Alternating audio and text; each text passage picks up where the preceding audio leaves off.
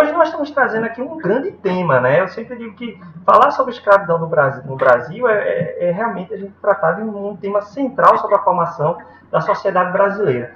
E na semana passada, precisamente 13 de maio, né, celebrou-se oficialmente o Dia da Abolição da Escravidão no Brasil, após, né, no caso do 13 de maio de 1888, né, após cerca de mais de 300 anos, né, de existência dessa instituição, né, acabou tendo seu fim. E eu gostaria de começar justamente ouvindo de você quais os significados da abolição naquele cenário, Maciel.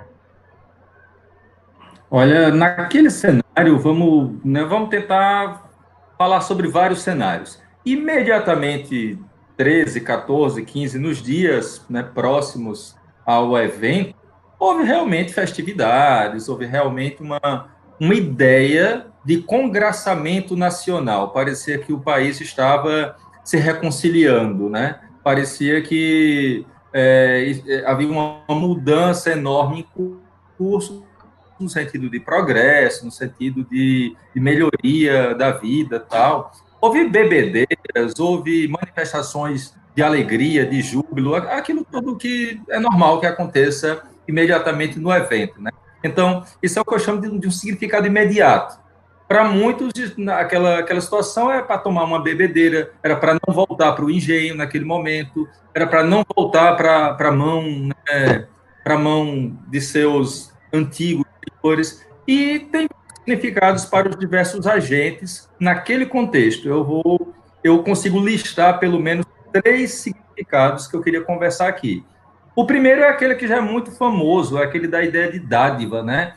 A liberdade como dádiva. A abolição vem como um evento parlamentar, branco, senhorial, um gesto de benevolência, um gesto, né, paternalista. Ele vem de cima para baixo. Então, esse significado da liberdade como dádiva é muito forte, porque os grupos senhoriais querem construir a ideia de que eles não foram coagidos, de que não há uma pressão política e de que eles, de fato, como já vinham fazendo em, sei lá, em teatros, já vinham fazendo em festas de aniversário, a alforria ou a liberdade partindo como uma prerrogativa senhorial.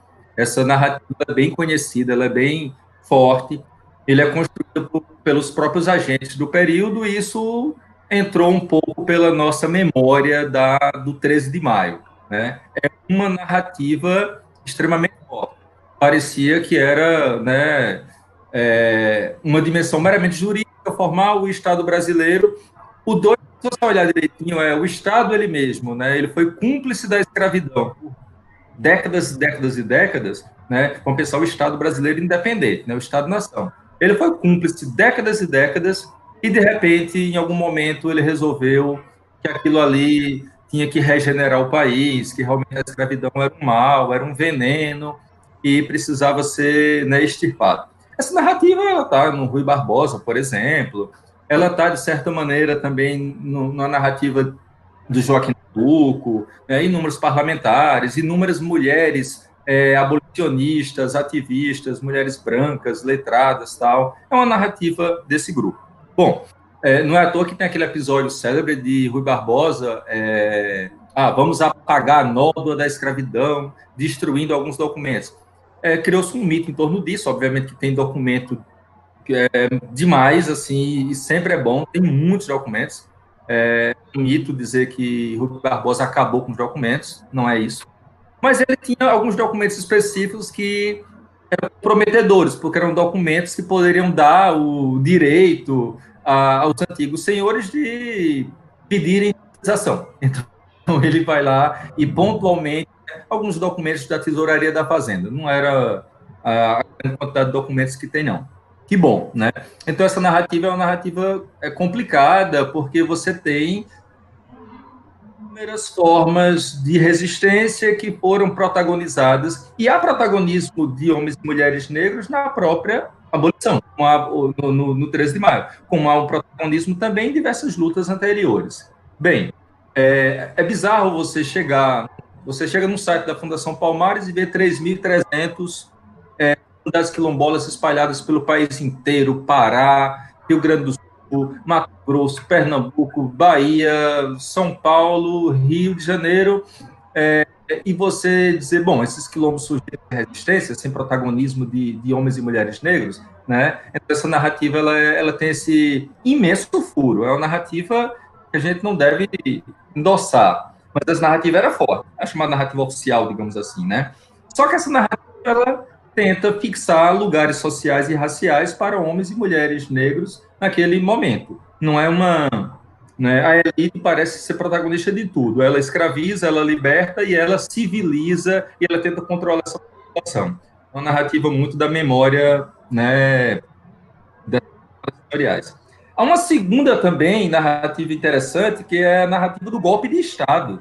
Se você olhar aqueles escravocratas da época, os escravocratas de última hora, aqueles que queriam a fogo que o sistema permanecesse, essas pessoas vão dizer que o Estado deu um golpe, né? Um golpe na propriedade, um golpe nas riquezas do país, entendeu? Eram esses que diziam que iria haver o caos. Então, não poderia abolir porque vai ser um caos na agricultura, como é que se pode? Então, essa narrativa também existiu. Ela não era a narrativa hegemônica, mas havia esse significado do 13 de maio como um golpe do Estado que a monarquia perpetuou nesses pobres senhores que vão ficar sem suas propriedades. Bom, é uma narrativa interessante. Mas eu gostaria de dizer que você tem pelo menos já alguns 4 consensos historiográficos bem fortalecidos hoje, que é de que a lei de 13 de maio passou porque não mexeu com a propriedade agrária, né? Onde foi intocado, a grande propriedade fica como uma espécie de marca da nossa cultura, da hegemonia de homens cafeicultores, de homens proprietários de terra, proprietários de engenhos e por aí. Então, ela não mexeu com essa propriedade agrária. Então, isso foi mais fácil aprovar um texto que, né, damos os dedos, mas, né, damos os anéis, mas não damos os dedos. Bom, e havia, né, um consenso, né, já vem de um certo tempo, de que havia muita desconfiança com o trabalhador nacional, que é o trabalhador liberto, livre, homem pobre, negros e negras, e havia, na década de 80, anterior ao 13 de maio, né, ainda, muitas e muitas legislações tentando controlar o trabalho dessa população bem numerosa nos meios urbanos, nas maiores cidades do país.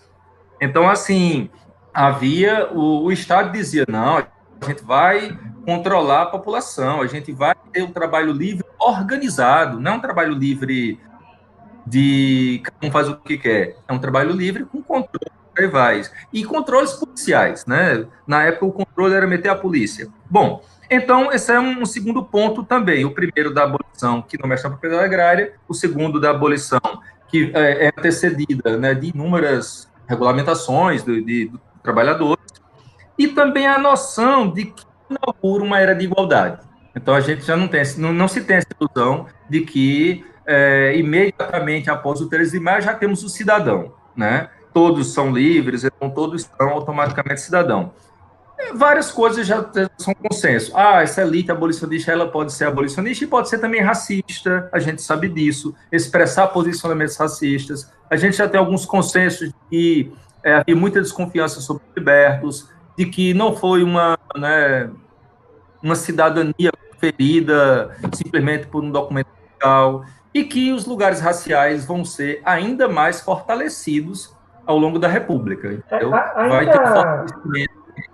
Marcelo, ainda logo pós, né, o 13 de maio, fala-se, por exemplo, que em cidades como Rio de Janeiro, Recife, Salvador, foi celebrado, né, milhares de pessoas nas ruas comemorando os clubes abolicionistas e tal, mas mesmo naqueles dias a gente já tem a fala de senhor dizendo assim, olha, tá vendo essa comemoração, mas já temos que controlar, já tem medo de rebeliões, manda esse povo votar, obriga esse povo a voltar para a propriedade, né? Ou seja, ao mesmo tempo, naquele clima de celebração, já há uma ação no sentido de controlar essas pessoas que estão ali celebrando, né?